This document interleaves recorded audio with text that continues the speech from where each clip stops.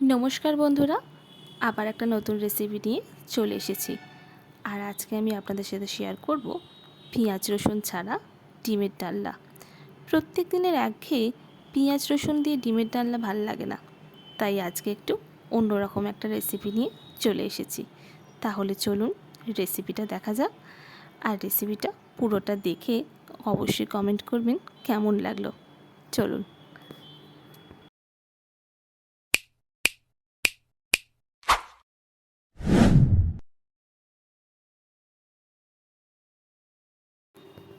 এখানে আমি 3টে সিদ্ধ করা ডিম নিয়ে নিয়েছি, আর ডিমগুলোকে একটা ছুরি দিয়ে একটু ছিদ্র করে নিয়েছি। আর এবারে আমি ডিমগুলোর গায়ে নুন আর হলুদ মাখিয়ে দিলাম। এবার আমি কড়াতে তেল দিয়ে দেব। গোটা রান্নাটাই কিন্তু আমি করব সর্ষের তেলে। তেল দেওয়ার পরে আমি নুন হলুদ মাখিয়ে রাখা আলুগুলোকে ভালো করে ভেজে নেব। খুব লাল করে আলুগুলোকে ভাজতে হবে।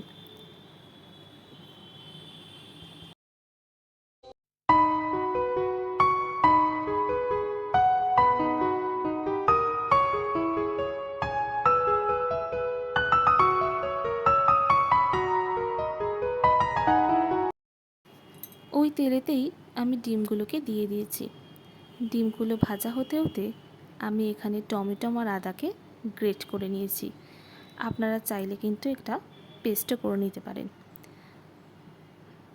দেখুন ডিমগুলো ভাজা হয়ে গেছে। এবারে আমি ডিমগুলোকে তুলে রাখবো, আর ওই তেলেতেই আমি শুকনো লঙ্কা জিরে ফোড়ন দেব। আর আমি দিয়ে দেব আগে থেকে গ্রেট করে রাখা টমেটো আর আদা। সবগুলোকে একসাথে দিয়ে ভালো করে আমি নাড়াচাড়া করব।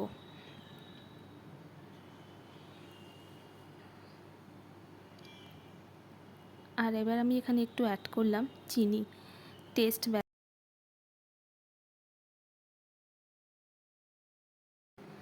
আর আমি এখানে কাপে নিয়ে নিয়েছি হলুদ গুঁড়ো, লঙ্কা গুঁড়ো, জিরে গুঁড়ো। এগুলোকে আমি ভালো করে জল দিয়ে মিক্সড করব। আমার মিক্সড করা হয়ে গেছে। এবার আমি কড়াতে 2টো কাঁচা লঙ্কা দিয়ে দিয়েছি। কাঁচা লঙ্কা দিয়ে ভালো করে নাড়ব। আর নাড়ার পরে ওই আগে থেকে মশলাটা যেটা মিক্সড করলাম সেটাকে দিয়ে দেব। দিয়ে আমি খুব ভালো করে নাড়াচাড়া করব।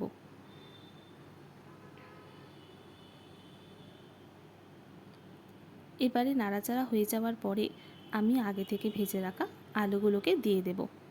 আলুগুলোকে দিয়ে খুব ভালো করে কষাতে হবে।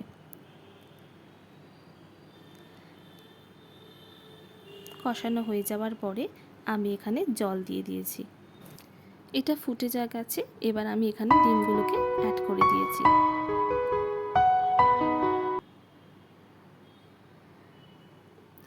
এবারে আমি একটু নুন দিয়ে দিয়েছি টেস্ট করে, আর দিয়ে দিয়েছি গরম মশলা। ব্যাস রেডি। ঘি থাকলে কিন্তু একটু ঘিও আপনারা দিতে পারেন। রেডি হয়ে গেল আমার নিরামিষ ডিমের ডালনা। কেমন লাগলো অবশ্যই কমেন্ট করে জানাবেন। টাটা।